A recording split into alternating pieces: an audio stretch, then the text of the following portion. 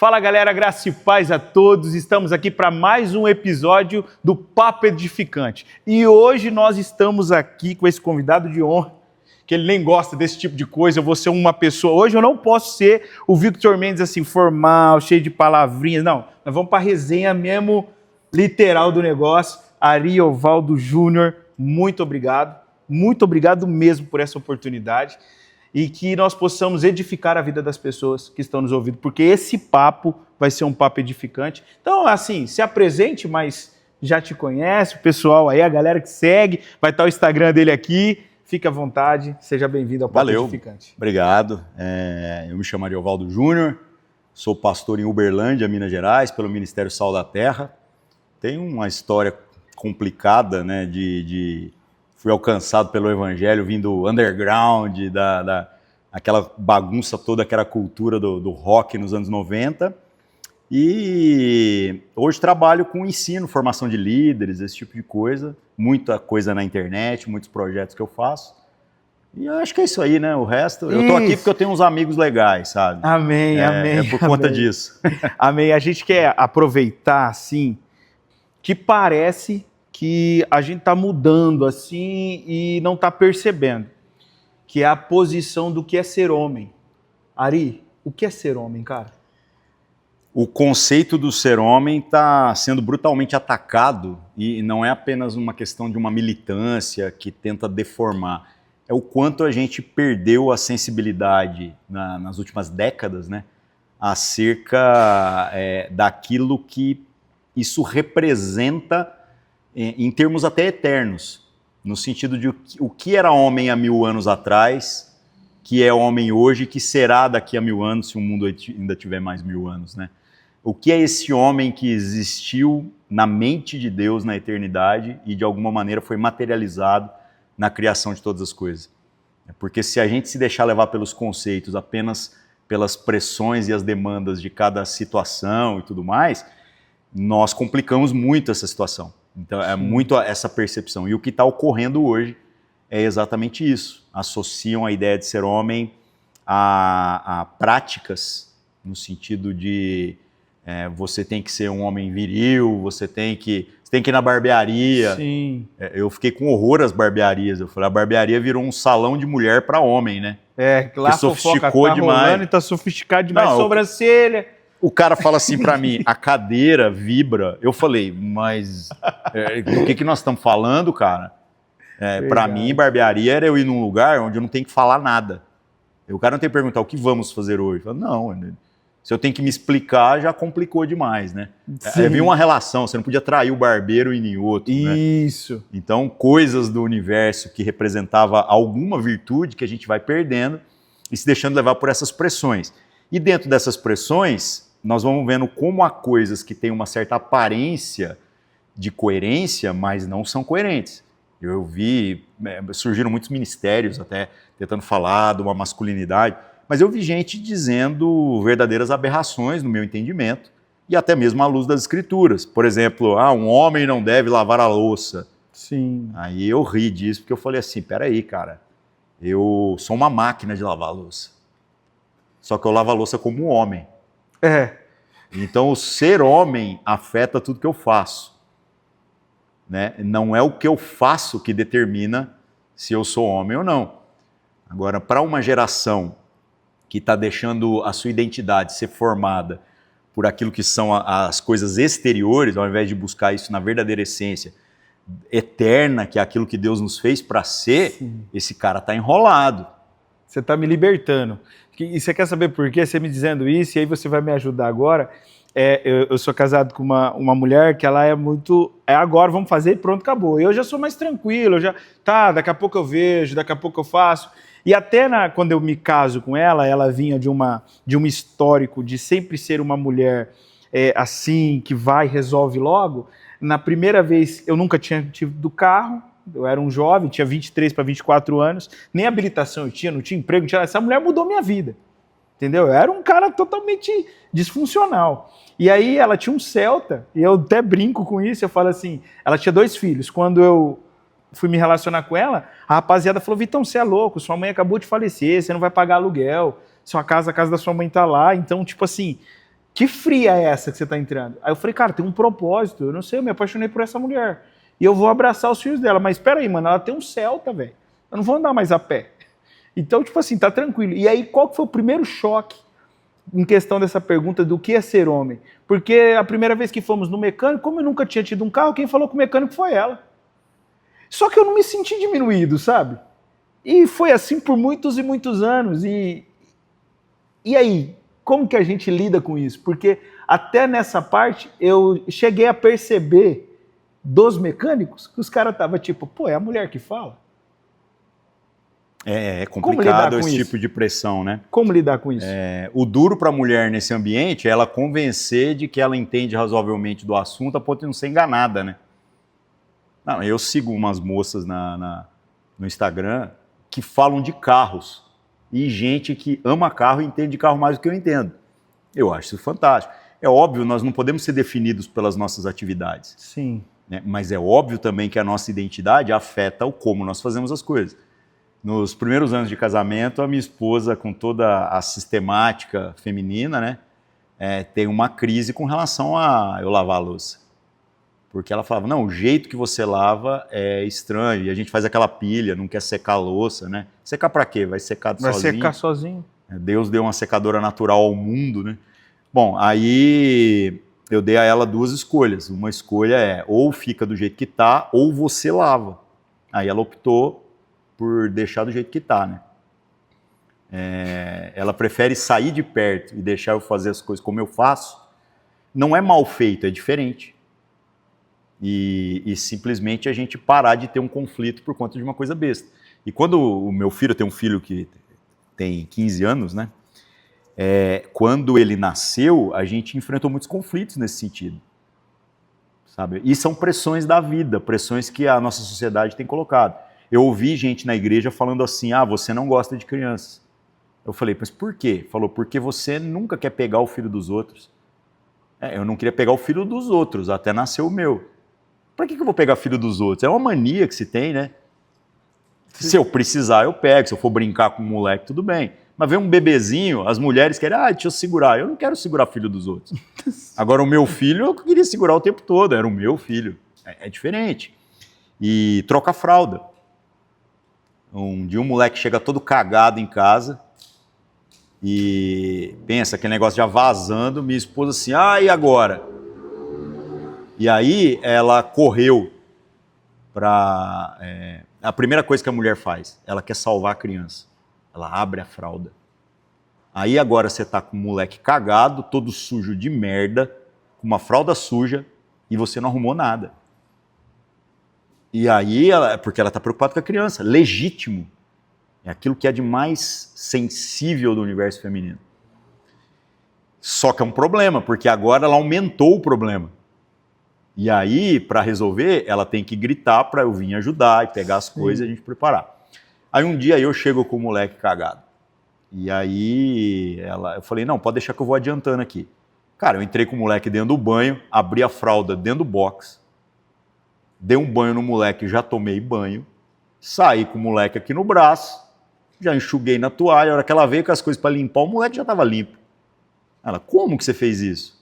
Eu falei, então, não há questão de melhor ou pior, mas são as posturas que a gente tem e que a gente tem que entender que há virtude em cada uma delas. Então, o ser homem é a gente encontrar esse papel de virtude que não é nem melhor nem pior, mas é diferente e que é complementar dentro da vida humana.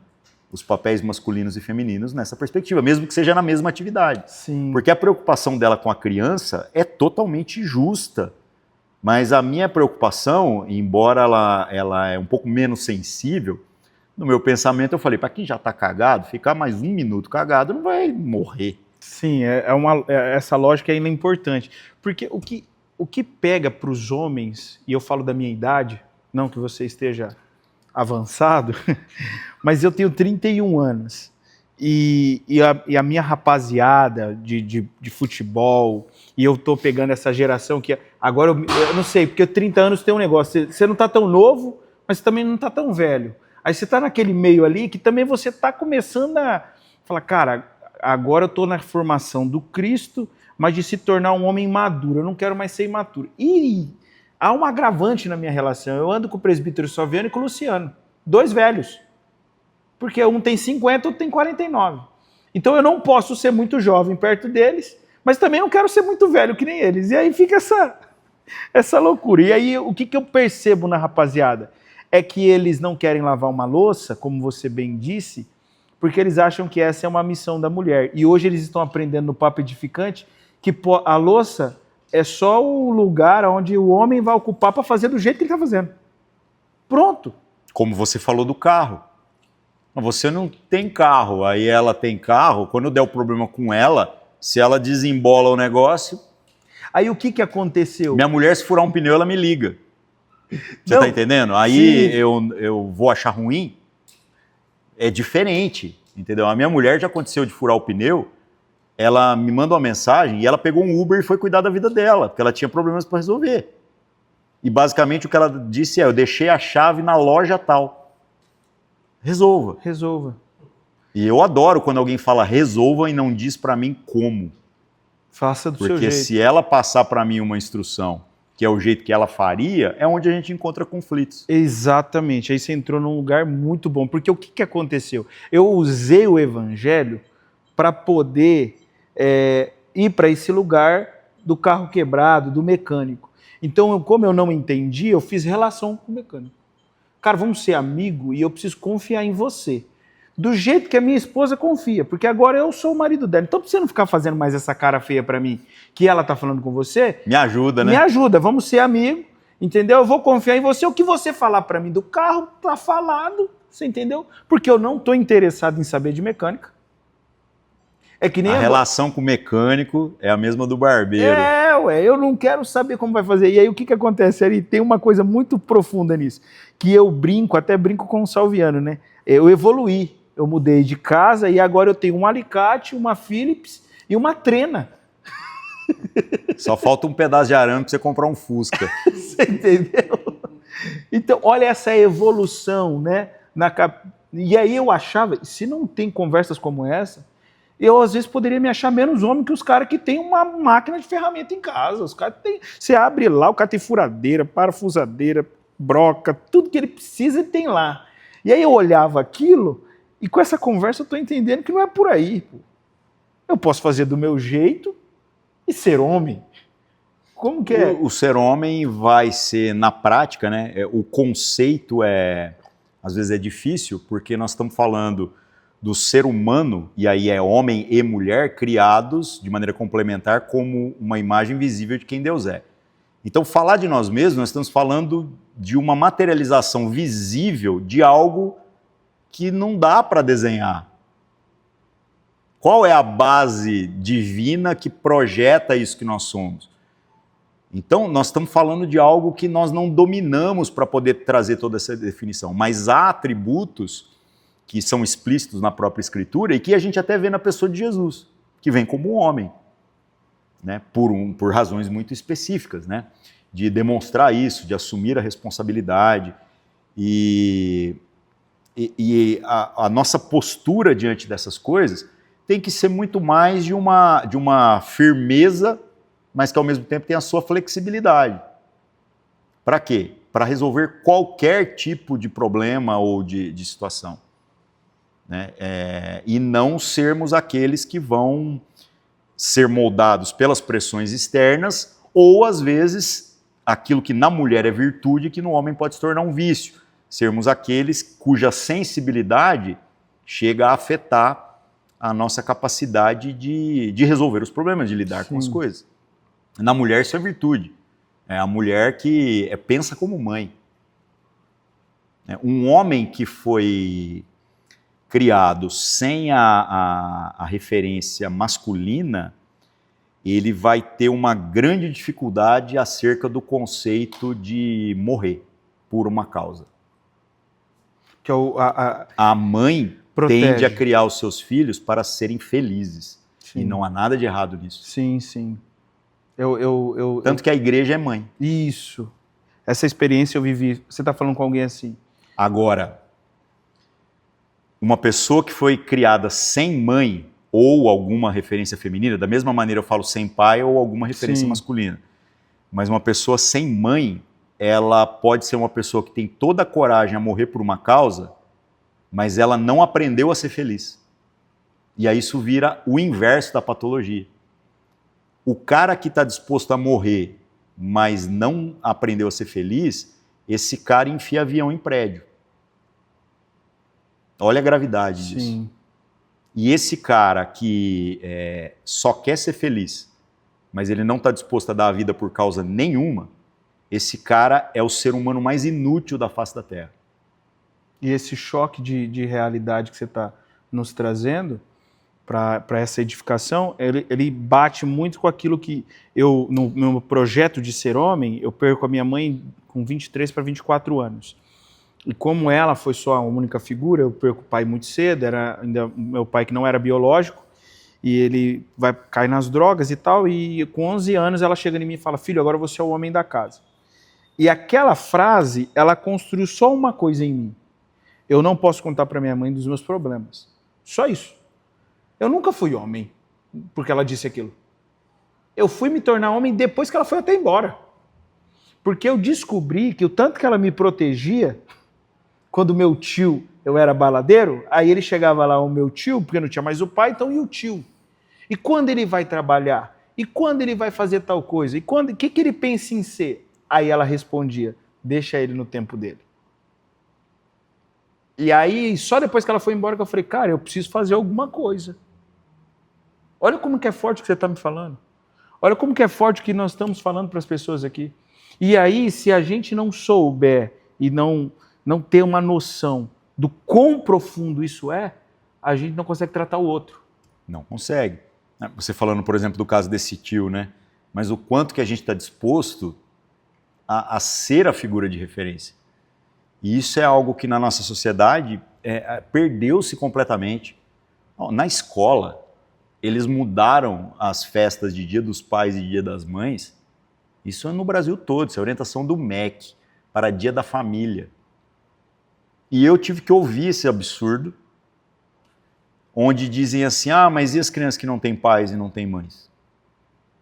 Então, eu vou contar como era quando eu fui criança. Eu me lembro de criança da escola pública praticamente a vida toda. Acho que estudei 1 ano ou 2 na escola particular, que acho que foi o primeiro ano e o segundo. Depois, as vacas magras nunca mais desapareceram. E aí, o que acontece? Eu me lembro de crianças que não tinham pais, por exemplo, né? Mas a importância intuitiva para nós de uma figura masculina de referência. Então eu me lembro de um cara que era amigo meu, ele levava o vizinho nas festas de Dia dos Pais. E o vizinho, que era convidado por ele para ir representando ele como um pai, ele se sentia honrado disso. Caramba. Olha que forte, cara. Aquilo traduzia um entendimento. Era como se eu te chamar, eu estou dizendo assim, eu vejo em você uma figura do homem que eu quero ser. E o nosso pai biológico a gente não escolhe. Não tem como. Ou seja, esse garoto, por mais que a situação seja complicada, que ele não escolheu estar nela, ele está podendo escolher quem que é a figura de referência dele, quem que ele está convidando. Ele, mesmo sendo uma criança, resolveu o problema. Olhei para ou um tio, ou alguma outra pessoa. Então, uma família grande igual a minha, eu tinha 8 tios só de um lado. Né? Então, no caso, mas qual tio que é qual? Qual virtude que eu vejo em cada um? Então, quem seria aquele que eu contaria para substituir, por exemplo, a figura do meu pai numa situação? Né? E esse tipo de coisa, infelizmente, nós estamos perdendo. E eu creio que é um problema de duas mãos. Nós não temos mais esse esforço em ver essa figura, mas nós talvez não temos nos colocado mais como aqueles que assumem o protagonismo em ser essa figura. Então, o homem, muito mais do que o fazer, é o que nós somos e o que nós representamos como isso, ao ponto da gente pensar, as crianças que convivem com a gente, os filhos dos outros, o quanto que elas nos veem como essa figura admirável, Sim. que representa algo. E é engraçado porque está vendo como isso não compete com o feminino, porque as mulheres também têm as suas virtudes que é impossível que a gente as expresse com toda a perfeição que elas podem fazer. Uma coisa não é melhor nem pior que a outra. E antigamente isso estava muito correlacionado com a madrinha e o padrinho, né? a tia Soninha, que era a vizinha da frente, minha mãe teve muitas dificuldades, a tia Soninha, ela vendia salgado, sabe salgadinho frito? Então ela era muito conhecida no bairro, a tia Soninha, com isopor na rua. E aí eu nomeei a tia Soninha para ser minha madrinha, porque o Pedrinho, que trabalhava na lanchonete, que levava o lanchinho, que partia, entregava para a molecada na rua, ele era um pai. E aí naquela época a mãe falou, quem que você quer de madrinho e padrinho? Falei, a tia Soninha e o Pedrinho. Só que hoje não tem mais isso. Eu acho que nem tem mais padrinho, não sei. Não me recordo mais. Minha filha, pelo menos, não tem esse negócio. O meu filho tem uma madrinha. É que como a gente não tem essas figuras no batismo, é por isso que isso vai se perdendo. Mas o meu filho, que eu tô falando, tem 15 anos, né? E ele tem uma pessoa que ele chama de madrinha. Bom, mas a gente que é mais desenrolado e já tem mais idade, eu falo assim, não é normal que às vezes você construa uma relação com a pessoa de mais idade e você passe a chamá-lo de padrinho ou de madrinha. Uma coisa que foi fantástica nessa concepção que você trouxe para nós é que eu tive muitas mães e muitos pais. Dentro daquilo que era a minha necessidade como criança, mas a criança amável e porque aí está falando da figura paterna, a ausência da figura paterna trouxe uma virtude. E essa virtude, ela só ia parar de ser virtude quando eu crescesse. Porque enquanto eu era criança, eu era muito amável, muito de pegar, de tocar, como é que você tá? E chegava nas mães dos amigos e abraçava e tal. E aí, tipo assim, essa virtude me ajudou até por um tempo. Uhum. E depois de um tempo ela atrapalhou, porque até depois quando eu fiquei um homem adulto, de vez em quando eu vou conhecer alguém que acabou de chegar na comunidade, e aí? Igual aqui, eu já mandei a mão na sua perna. Você sabe que isso é uma das coisas que mais me assustou na igreja? Quando eu me converti, cara. Eu me converti em 95. Mas eu fui convidado por um cara no tempo de escola, vamos lá, tal. E a minha experiência até não foi do culto, mas eu me lembro de quando eu chegar no culto e ver alguém me abraçou, eu odiei aquilo, cara. Mas foi tão verdadeiro que aquilo me intrigou e, curiosamente, me abriu para a experiência como um todo. Depois eu tive a minha própria experiência com Deus, né? Sim. E aí depois a referência que eu tinha, eu falei assim, olha, eu não sei o que o Senhor está querendo, mas eu sei que eu quero. E o único povo que eu sei que também tem isso é aquele povo que me abraçou desagradável. Então, eu vou colar com eles até eu descobrir o que é e dali para frente é a história, né? E por um bom tempo, eu encontrei nessa questão, e aí às vezes até na minha relação mesmo com a minha esposa não gosta muito disso, de melação e tal, e aí tem hora que eu brinco com ela, falo, cara, tem que tomar cuidado, porque... Eu já fui acusado das duas coisas. Se eu não entender o teve épocas que falavam, você abraça demais, agora falam que eu sou frio. Aí eu fico assim, não, para, eu desisti de agradar vocês. De agradar, não vai dar certo. Tá por isso que Mas eu acho... as crianças que vêm em você e pulam às vezes em você? Como que faz? Aí você fica assim, você está falando que eu não gosto de criança. Eu falei, mas a criança não percebeu isso, né? Aí eu não vou expressar afetos por aquele que vem cheio de afetos, né? Então, as pressões que a gente sofre nesse campo, elas são até contraditórias. Sim. Então, estão diluindo o conceito das coisas, o conceito do que representa ser esse homem. E se a gente não parar o tempo todo para refletir sobre o ser, a gente se distrai com aquilo que é secundário, que é do campo do fazer. Então, tudo que nós fazemos tem que ser uma expressão verdadeira daquilo que nós somos. E não adianta você ficar tentando se preocupar apenas com os comportamentos se a gente não se preocupou com a própria essência de quem nós somos, essa pessoa que Deus nos fez para ser. E por isso que esses assuntos são tão importantes. Essa discussão do que homem ou mulher pode fazer, qualquer um pode fazer qualquer coisa, desde que isso seja biologicamente possível, porque senão aí nós estamos falando de absurdos. Absurdos. Né? Um homem dar à luz por favor, não tem como, né? Um homem biológico, né? Porque agora eles querem, não, homem biológico, não, por favor, vamos se ater à definição clássica disso. Mas até o pior do que isso, você dizer assim, dentro do universo de possibilidades, a única questão é que homens têm a responsabilidade de expressar esses atributos de Deus que cabem ao masculino ao fazer qualquer coisa, e a mulher também. E essas coisas não competem, elas se complementam. A gente também tem problema até com a questão de o homem que cumprimenta o outro com um beijo no rosto. Essa é a pior. E que são aspectos muito culturais, né? E aí a gente vai lidando com isso porque esse é mais homem, o outro... Porque tem essa... Eu achei muito legal na conferência nossa aqui, cara, você falou um negócio muito top. Você chegou lá na autopeça e o cara falou esse comportamento seu. E eu queria muito que você falasse isso, porque é mais ou menos isso. Se eu chego e cumprimento um amigo com um beijo no rosto, o cara fala, cara, você é meio gay. Quando o cara fala meio gay, aí você fala assim, então eu também sou meio hétero, né? Isso é muito bom, aí, cara. Como assim? Fala, não, eu tô tentando entender do que você tá falando. O quanto que eu tenho que me relacionar sexualmente com outros homens para ser só meio gay. Qual que é o nível? Eu não consigo entender essa definição. A definição é errada já na sua essência, né?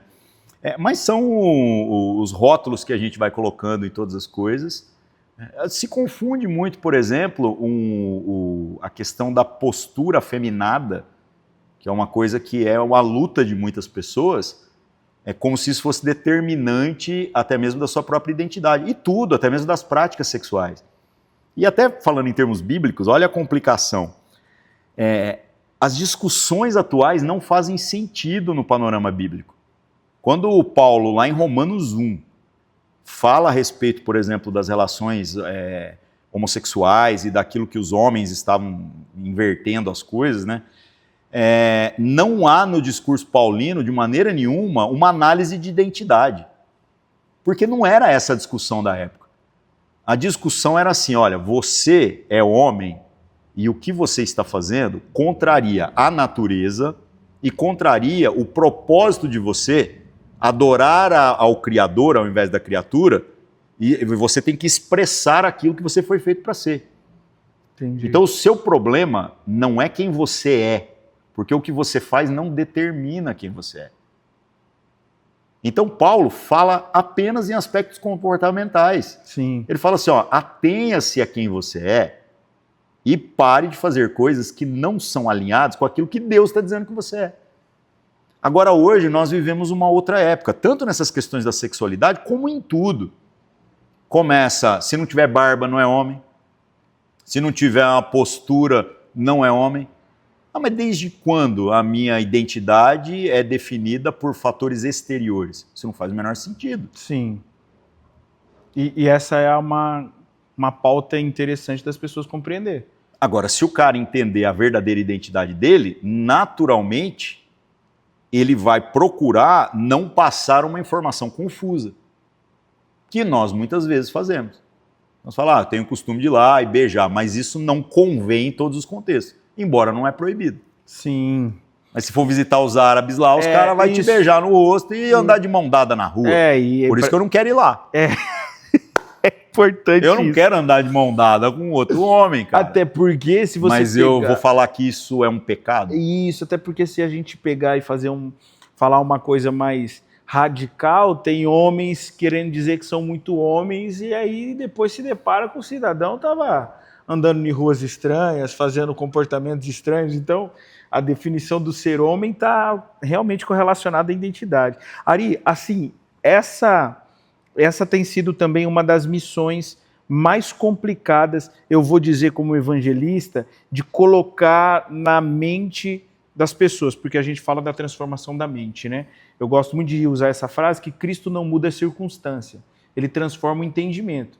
Então, nessa medida de o cara saber qual é a identidade dele, aí ele tira isso, a identidade dele, ele tira do fato de ser homem. Ele está achando que a identidade é uma coisa e ser homem é outra. E aí que está a crise, né? É isso que você está falando para nós. E vamos piorar esse negócio, a gente estava até falando aqui antes de começar, a pessoa que tem um diagnóstico. Eu, por exemplo, tenho que fazer acompanhamento direto, transtorno de déficit de atenção, depressão, lá. O cara dali um pouco, ele começa a achar que a identidade dele está no diagnóstico. Peraí, se a minha identidade está num diagnóstico médico, eu estou dizendo então que Deus errou comigo. Sim. Porque o que eu sou é o que a ciência é capaz de categorizar. Fui criado errado. Com quem que Deus errou? Agora, existem o que até filosoficamente se chamaria de acidente. Se eu disser para você, pensa numa pessoa, tenho certeza que a pessoa que você imaginou, ela tem cabeça, porque não ter cabeça não é um acidente, é impossível. Sim. Mas, embora você imaginou ela com 2 braços e 2 pernas, ela pode não ter 2 braços e 2 pernas e ainda ser uma pessoa. Então, isso é um acidente possível. Agora, não ter cabeça não tem como. Essa pessoa que tem um acidente, que são coisas inerentes à natureza, ela não é menos pessoa. É a mesma coisa que a gente achar que ser homem está associado a ter um pênis que funciona. Agora imagina um cara, eu tenho 46 anos. Aí você imagina, o cara faz 50, 50 e pouco, ainda é sexualmente ativo e descobre um câncer de próstata. Aí ele tem que ir lá fazer uma cirurgia, dependendo a gravidade do negócio, o tanto que tira, pode ser que essa pessoa se torne impotente.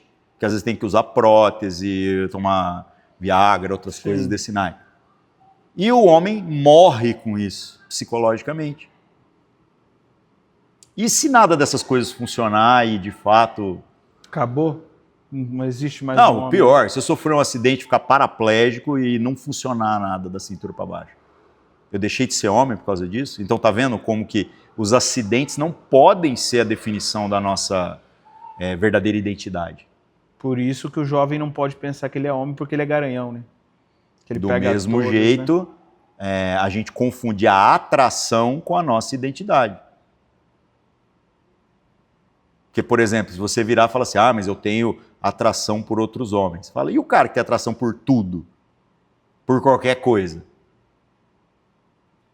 Isso é óbvio que é um problema. A gente vai para um grau de depravação, Sim. Onde a gente entrega a nossa mente para uma condição que um abismo vai chamando o outro. Abismo.